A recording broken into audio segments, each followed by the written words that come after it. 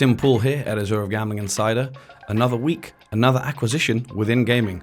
Last week we spoke to you about Evoke, formerly 888's acquisition of Winner.ro. This week we're looking at DraftKings, US giant, and its acquisition set to acquire Simplebet.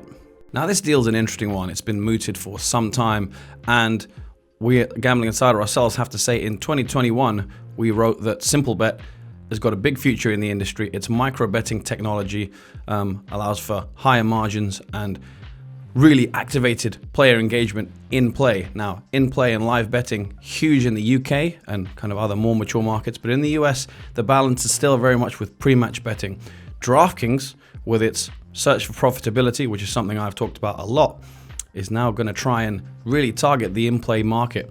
And it's going to create, via its Simplebet acquisition, what I'm dubbing the simple formula. And that means DraftKings' extensive customer database working with Simplebet's technology and in-play betting, which basically is going to create a higher level of engagement with zero added acquisition costs once the technology is implemented.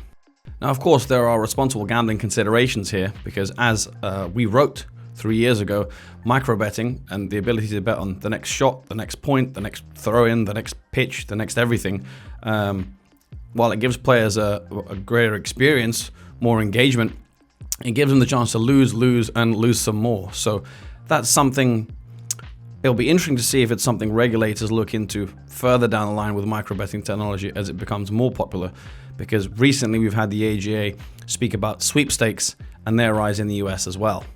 Simplebet in the last NBA season released figures saying it saw about 325 million's worth of betting handle across its operator network. And it's important to note it was already working and partnered with DraftKings. But DraftKings, of course, with huge revenue, looking at 1.1 billion at Q2, but still an operating, a loss from operations of around sort of 30 million. That figure could really get ramped up if the same players who are betting pre-match are then betting in play, as I say, without the extra added acquisition costs of getting new players in. Micro-betting is something that looked as though it was going to take the industry by storm when it came onto the scene roughly sort of 2021 with this kind of technology with Simplebet. And commentators like Stephen Crystal were very keen to embrace this kind of technology.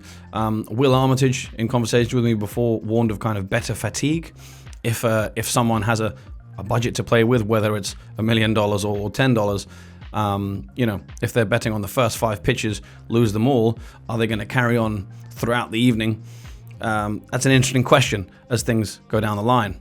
What's also interesting when we go back to those responsible gambling considerations is that the AGA this week said that according to its survey, around sort of 3 in 4 Americans is really coming to terms with the destigmatization of kind of legal sports betting. In other words, that regulated sports betting is becoming part of the culture. But then, of course, on the other side, you even have in popular culture Saturday Night Live with its YouTube video sort of called the Rock Bottom Kings. Now, we can't necessarily say that's exactly a jibe at DraftKings, but it's certainly a look at that kind of sports betting culture, and it may be permeating a little bit more through society in the US.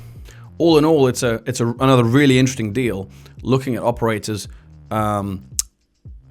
cutting out the third party and owning that proprietary technology.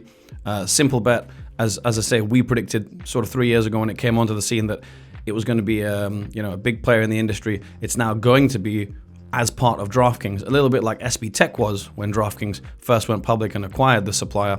And of course, DraftKings acquired Jackpocket recently as well, just looking to broaden its offerings. And as I say, I've talked about DraftKings profitability or lack thereof so far, but I think this live betting piece, it could well be what turns the corner for DraftKings. But as I say, you've got to take into account the responsible gambling considerations and whether players will be betting on every single thing they can, every pitch, every throw. But that's what DraftKings is, if you pardon the pun, betting on. We hope you enjoyed the video, and for more, please check out GI Friday for a roundup of the rest of this week's news.